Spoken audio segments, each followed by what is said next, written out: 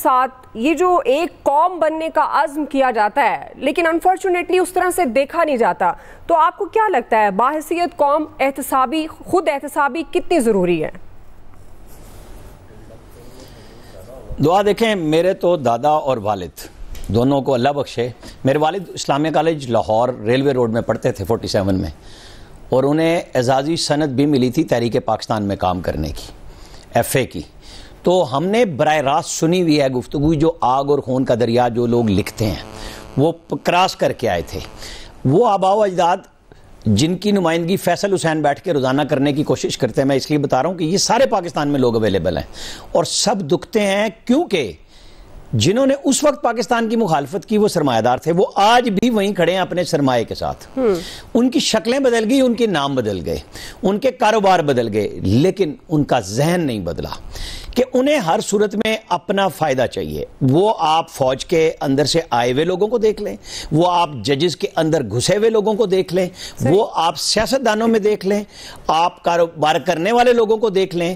مسئلہ یہ ہے کہ یہ اپوزیشن میں ہوں یا حکومت میں ہوں، یہ کسی بھی عہدے پہ ہوں، یہ اپنے کاروباری بینیفٹ کو کہیں نہیں جانے دیتے. یہ ایک دوسرے کی پروٹیکشن کرتے ہیں. اس پاکستان کا برا اثر اس وجہ سے ہوا ہے کہ یہاں پہ کسی کے میرٹ کا تو نام آیا ہی نہیں. آپ آج دیکھ لیں، یہ ارشد ندیم ملتان کے ضلع خانیوال میاں چنو تحصیل سے آئے ہیں اور شکیل انجم صاحب بیٹھے ہیں.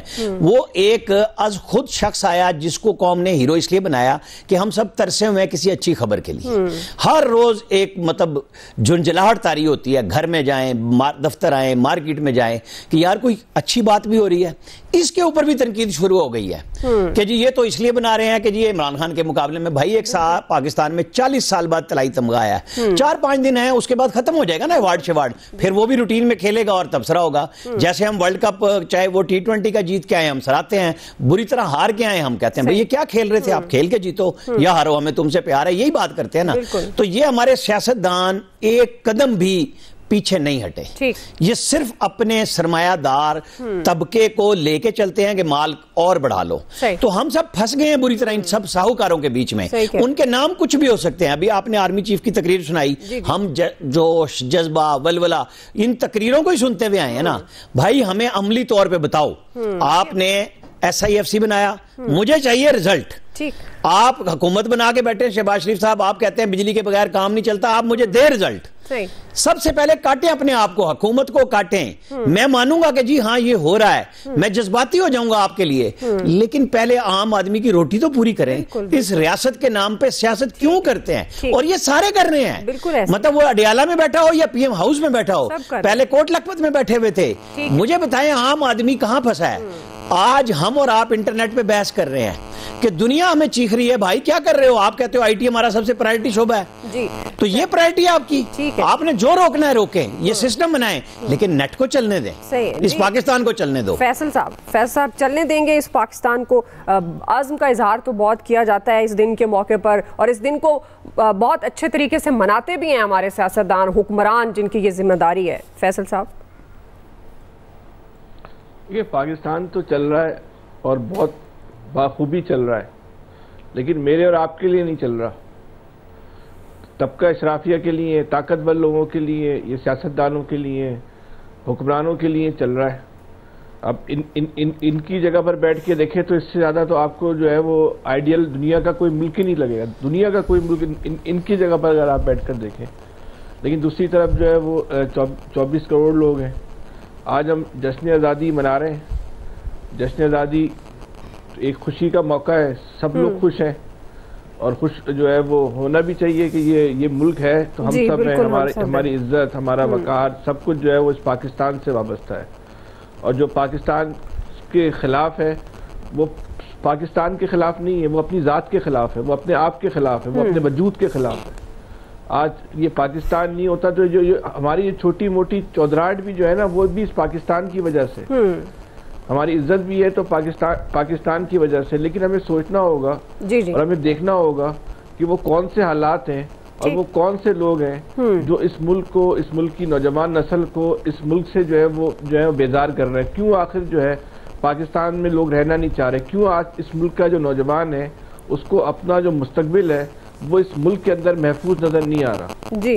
اس کے اسباب پہ ہمیں جائزہ لینا پڑے گا. ہم صرف چھوٹی سی مثال لے کر اس ملک کے اندر لوگ اپنی بنیاد پر اپنی محنت سے ٹیکنالوجی کے ساتھ آن لائن اگر پیسے کما رہے تھے تو انہوں نے جو نئی پالیسی بنائی ہوئی ہے یہ کب تک یہ چلے گی. لاکھوں لوگوں کا روزگار جو ہے نا وہ اس انٹرنیٹ کی بندش سے انٹرنیٹ کو سلو کرنے سے ختم ہو گیا ہے. یہ بدترین ظلم ہے. آج ایسے وقت میں جب آپ جو دنیا جو ہے ٹیکنالوجی کی پہ ترقی کر رہی ہے اور ٹیکنالوجی سب سے بڑا ہتھیار بن گیا ہے, ہمارا ملک اس وقت پاکستان دنیا کا وہ واحد خطہ ہے جہاں حکومت نے ایک منصوبے کے تحت جو ہے وہ انٹرنیٹ کو جو ہے وہ سلو کیا ہوا ہے. چلیں کیونکہ وقت نا کم ہے آج ہمارے پاس بہت زیادہ, اس لیے معذرت کہ بس کامنٹ ہی کرنا پڑے گا آپ کو. شکیل انجم صاحب.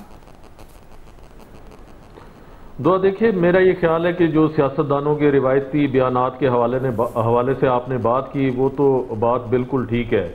جب بھی کوئی ایونٹ آتا ہے 23 مارچ ہو 14 اگست ہو اس قسم کے بیانات ہم کو سننے کو ملتے ہیں, لیکن عملاً اگر ہم دیکھیں تو اس قوم کو مجھے لگتا ہے کہ بائی ڈیزائن جو ہے, کیونکہ یہ انہوں نے اس نہج پر پہنچایا ہے, کیونکہ اگر یہ قوم میں شعور آئے گا ترقی کرے گی تو پھر جو اس وقت ملک میں نظام رائج ہے تو اس کے خلاف یہ ریزسٹ بھی کرے گی. تو اس لیے بائی ڈیزائن اس قسم کے حالات پیدا کیے گئے ہیں کہ اس قوم کو قوم بننے ہی نہ دیا جائے.